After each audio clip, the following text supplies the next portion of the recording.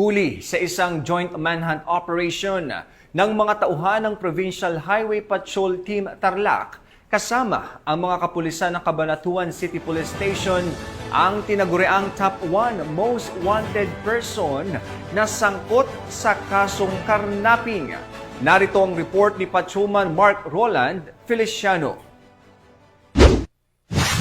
Timbog ang top 1 most wanted person provincial level na sangkot sa kasong karnaping sa ikinasang joint manhunt Charlie operation na mga tauhan ng Provincial Highway Patrol Team Tarlac sa pangunguna ng kanilang team leader na si Police Major Carl Eliceto C. Subere kasama ang mga kapulisan ng Cabanatuan City Police Station na nagresulta sa pagkakahuli sa suspect nitong nakarang araw. Kinilala ang top 1 most wanted na si alias Domeng, 24 na taong gulang, isang construction worker na taga Canlalay, Binyan, Laguna.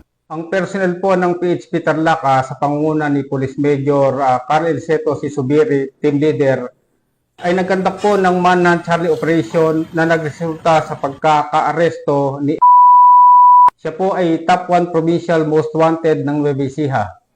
Sa bisa ng warrant of arrest for violation of RA 10883 or Anti-Carnapping Act of 2016 na may criminal case number 37361 Alpha Foxtrot issued by Honorable Yunopre Rapisora Alzate, presiding judge of RTC Branch 29 Cabanatuan City, which are a recommended bail of 300,000. Hindi na pumalagpa ang suspect sa mga kapulisan at binasahan siya ng kanyang karapatan sa salitang kanyang nauunawaan. Ang nasabing operasyon ay bunga ng tuloy-tuloy na operasyon ng Highway Patrol Group at ng pambansang pulisya. Nahuliin ang may mga pananagutan sa batas at sa pagtugis sa mga kilalang most wanted person sa nasabing rehiyon.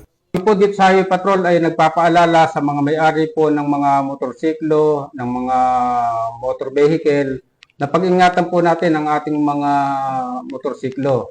Lalo na po pag tayo hihinto sa isang lugar na ating pupuntahan, huwag po nating iiwanan ang susi ng motorsiklo na lalo na po iba, lagi pong naka-insert yung susi sa motor. Nagkakaroon po ng opportunity yung mga magnanakaw para po nakawin ang inyong sasakyan.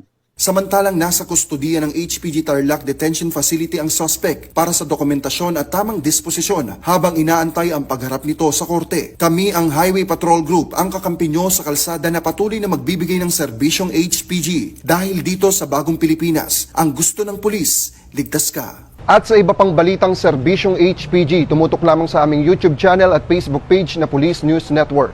Mula sa tanggapan ng kakampi nyo sa kalsada, ako po si Patrolman Mark Roland Feliciano para sa Police News Network. Alagad ng batas, tagataguyod ng balitang pulis.